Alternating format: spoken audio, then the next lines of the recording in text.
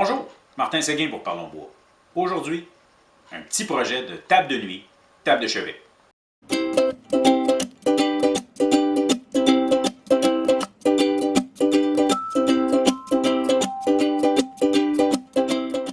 Petit projet de table de nuit pour nous ici. Donc, deux tables de nuit, hein, ça prend une du côté gauche et une du côté droit. Ça va être fait en merisier. J'ai du 4 quarts et du 8 quarts. Bon, désolé, il est trop long pour être mis debout dans l'atelier. Je suis obligé de le laisser par terre tant que je ne l'aurais pas débité un peu. Le bois est entreposé à l'extérieur. Je l'ai rentré dans mon atelier hier. Donc, je suis trop tôt pour commencer à le dégaucher et à le planer. Mais, bon, première étape, on va commencer par le débiter dans la bonne longueur. Mon plan m'indique les longueurs que je dois avoir et naturellement, avant de dégaucher et planer, on débite environ 2-3 cm plus long ou 1 pouce plus long que notre besoin, en prenant le soin d'éliminer les craques qu'il peut y avoir sur le bout des planches. Okay? Lorsqu'il sèche, on perd souvent 7-8 cm, 2-3 pouces. Bref, regardez-le attentivement. Et lorsque vous faites votre coupe, regardez où vous avez coupé pour vous assurer que votre bois il est beau, il est sain, avec aucune craque. Et c'est avec ça qu'on va bâtir. Les tables de nuit vont être en panneaux de chaque côté, panneaux insérés, pour copier un peu un vieux meuble que nous avons. On veut faire un peu dans le même style. Donc, l'assemblage va être fait en domino, un peu tenon-mortaise, mais domino. Mais naturellement, comme j'ai dit, première étape, on débite le bois dans les bonnes longueurs. Normalement, j'utilise ma scie à onglet pour faire mon débitage de bois. Aujourd'hui, ça ne me tente pas. Tout simplement parce que je viens de faire et mettre en ligne ma vidéo sur ma nouvelle scie circulaire. Je vais utiliser ma scie circulaire pour débiter mon bois et disons qu'on verra ce que ça donne si ça fonctionne bien. Avec du 4 quarts, c'est certain. Avec du 8 quarts, je ne sais pas comment ça va aller, si ça va tomber. Le 8 quarts, je vais être obligé d'utiliser la scie circulaire électrique. Mais disons que si vous n'avez pas de scie à onglet, ça peut faire la job.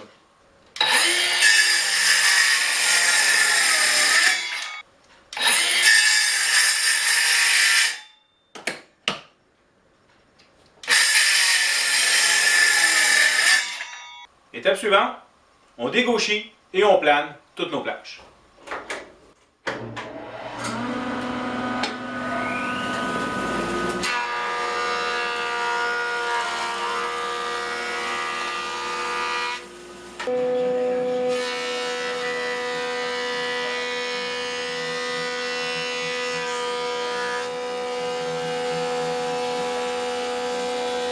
Maintenant que tout est plané, je suis maintenant à coller les différents morceaux ensemble pour faire le dessus, les côtés, le devant de tiroir.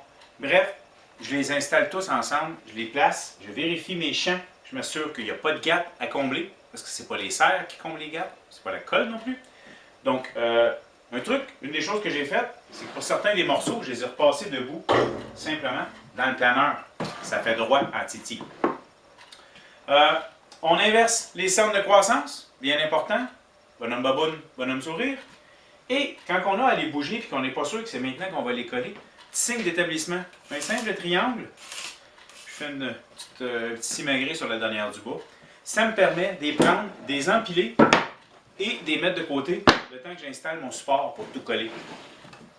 Donc, coller des morceaux, c'est assez classique. J'ai plusieurs projets, plusieurs vidéos où je montre comment coller des panneaux. Je ne vous montrerai pas comment je le fais tout au complet. En tout cas, pas tous les panneaux. On va y aller pour celui-là seulement. On met de la colle en masse. Pas nécessaire que ça déborde de partout. Je ne mets pas une colle, c'est une colle de menuisier ordinaire. C'est pas une colle style planche à découper, là, la taille bonne 3. C'est une simple colle jaune ou colle blanche. J'ai une vidéo où je parle de colle à bois. Également, pour ce qui est de tout coller ça, j'ai une vidéo sur comment faire les panneaux. Puis j'ai également une vidéo sur comment faire ce gabarit-là de collage. Je vous invite à faire des petites recherches sur YouTube. Simplement écrire « Parlons bois » avec ce que vous cherchez comme recherche dans YouTube et vous devriez trouver. Parfait. Donc moi je mets ces petites choses-là ici pour éviter que ça bouge. C'est que... Oh! Trop épais pour mes serres. Je m'arrange également pour mettre mes planches qui arrivent pas mal proches l'une de l'autre. C'est simple, c'est parce qu'un coup ça va être collé, je vais certainement relever mon panneau droit pour m'assurer qu'il y ait le moins possible de colle qui coule.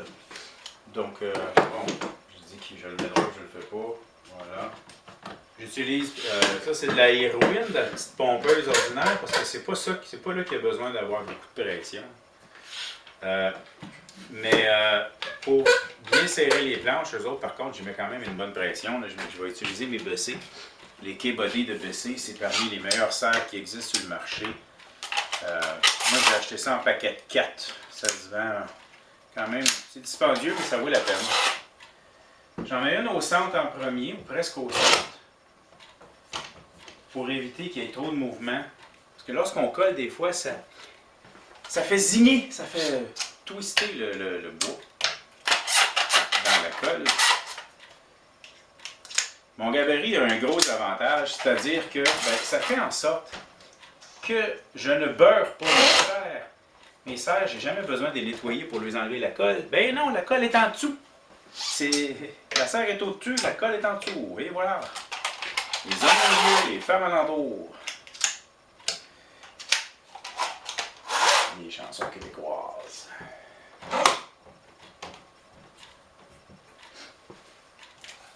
Lorsqu'on met des choses en serre comme ça, moi je vous invite, surtout si vous en avez beaucoup, indiquez l'heure sur le panneau que vous venez coller, parce que vous allez rapidement oublier à quelle heure vous l'avez fait. Il faut que ce soit en serre pendant au moins une demi-heure et attendre au moins 1 heure avant de le machiner, de faire autre chose avec. Là. Une bonne pression. J'ai un petit peu de squeeze de colle, mais c'est pas grave. Et voilà. Et là, si la colle elle coule, ben elle coule pas à terre.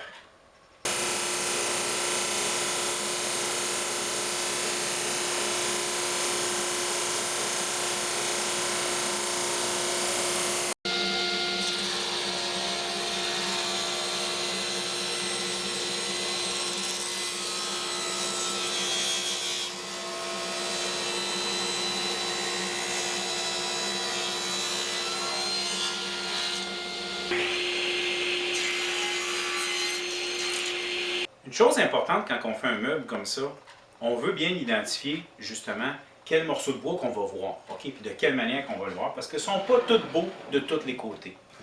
Donc, j'ai identifié qu'est-ce que je voulais voir devant et qu'est-ce que je voulais voir de côté.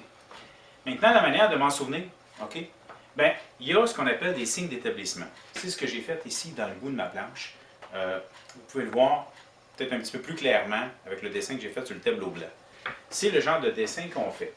Et là, à ce moment-là, ben, si on l'échappe ou quoi que ce soit, ou quand on va les manipuler tantôt, parce que j'ai beaucoup de travail à faire dessus, ben, au moins, je suis toujours capable de les ramener dans l'ordre que c'est supposé être. Pour ce qui est des traverses, ben, ça ici, il suffit simplement d'identifier c'est quoi les côtés qu'on va vouloir voir de devant. Et ce qu'on peut faire à ce moment-là, ben, il y a quand même un côté qu'on ne verra pas sur le dessus, ou encore sur le dessous, dépendamment où la pièce est posée. Le derrière n'est pas très, très important. En fait, ce qui compte, c'est le devant. Okay? Bien identifier son devant. Vous pouvez l'identifier simplement avec un X ou quoi que ce soit pour confirmer que c'est votre devant. Même, vous pouvez aller faire des petites lignes à l'endroit où vous pensez que c'est là que vous allez justement à peu près faire la rainure pour faire tenir le cœur. Je vais maintenant couper mes pattes en angle dans le bas, deux côtés. On les choisit, ok, en fonction du plan. Et je vais simplement utiliser un guide comme celui-là. Et c'est vraiment à ça que ça sert. Donc je m'installe dessus, j'ai déjà pris mes mesures, je t'ai coupé un autre avant. Puis je fais simplement passer ça dessus. Le plus difficile en fait, c'est de savoir où on met nos mains quand on coupe ça.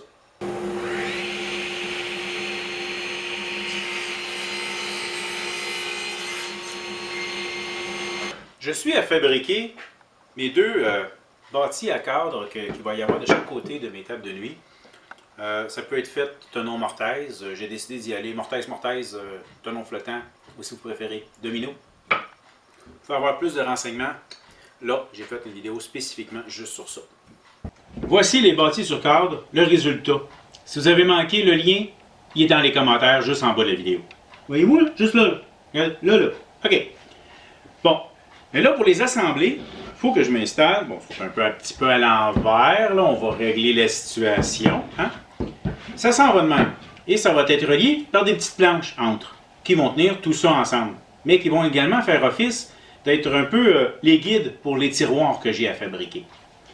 Donc, avant d'assembler ça, je vais commencer par le sabler, le poncer, pour m'assurer que tout est beau.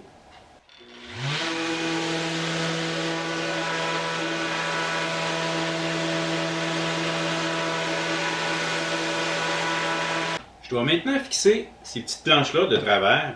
Un pour le look, deux pour mettre les tiroirs, pour tout tenir le meuble ensemble.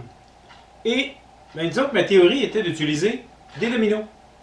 Sauf que, avec la grandeur de la planche, la profondeur, accrocher l'autre domino qui est en dessous. Bref, j'ai changé d'idée. Je vais faire ça avec les trous en sachet de Craig.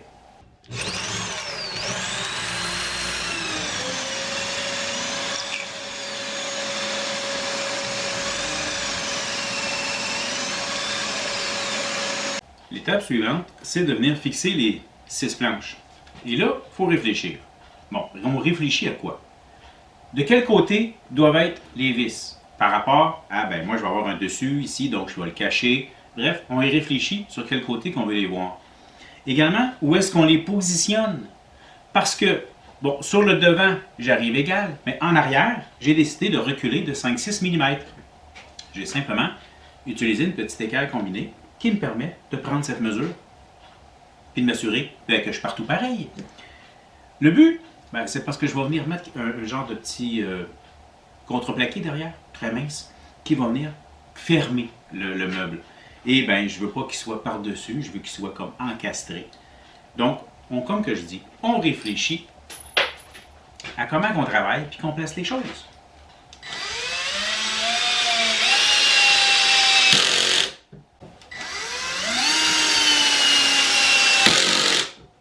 Dans le but d'avoir la même distance partout, puis je voulais vraiment une distance égale, en fait, j'ai calculé et j'ai coupé un morceau qui me permettait de m'accoter et de m'assurer que j'étais bien centré des deux côtés.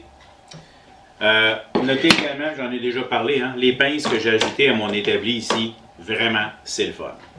Bon, le premier caisson complet est terminé. Pour les tiroirs, je vais les faire en pin. Pourquoi en pin? Parce que ça peut être fait avec n'importe quoi. Ce qui compte, c'est que la façade, elle soit belle. OK? Donc, je vais faire ça dans une vidéo séparée. Oui, j'ai plusieurs vidéos sur le travail comment faire des tiroirs, mais bon, un gentil rappel. Et surtout, que je vais utiliser une technique différente cette fois-ci, avec un fer pour faire des tiroirs. Le même fer qui sert à faire et le devant et les côtés. On va s'amuser avec ça. Je l'ai coupé à sa largeur, c'était assez simple, ça marche avec le guide. Mais par contre, pour ce qui est de la longueur, c'est pas tout égal. On ne peut pas couper ça n'importe comment. Mon guide à onglet Incra ne se retire pas assez pour une pièce d'aussi large que ça. Normalement, les guides, ça marche à peu près jusqu'à du 12 pouces. Plus que ça, il faudra soit avoir une table de coupe, ce que j'ai pas, ou simplement un traîneau de coupe. Si ça vous intéresse de savoir comment je l'ai fait, j'ai une vidéo qui montre comment le faire. Maintenant, je fais une première coupe pour le mettre droit d'un bout, et en prenant ma mesure, je vais couper l'autre pour avoir ma longueur finale.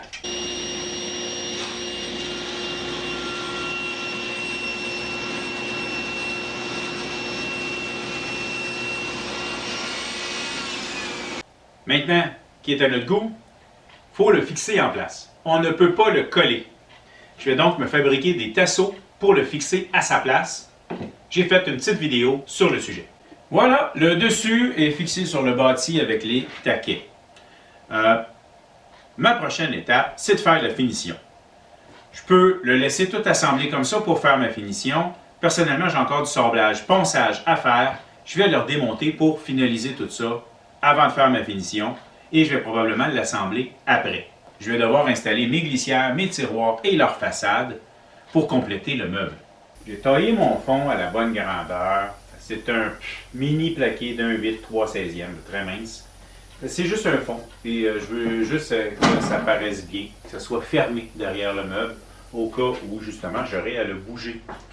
Donc j'ai pris mes marques et tout ce que je fais, c'est que j'y insère un petit clou de calibre 18 qui va tout tenir ça en place. J'ai décidé de ne pas le coller. Pourquoi? Parce que c'est pas totalement nécessaire. Bon, je vais me tirer une ligne pour être plus précis. Et voilà, mon fond va être installé. Prochaine étape, la finition. Mon meuble est maintenant tout prêt, c'est-à-dire sablé à mon goût. Je l'ai lavé à l'eau, je l'ai ressablé très léger après. Pourquoi? Bien, je vais mettre un produit à l'eau, ce qui fait relever la fibre. Toujours mieux de faire un petit lavage humide, de ressabler après, pour que tout soit parfait. Et je m'installe maintenant pour faire ma finition au HVLP. J'ai fait une vidéo Parlons HVLP qui explique un peu le processus de qu'est-ce que c'est ça, c'est quoi ça un HVLP, comment est-ce qu'on s'en sert.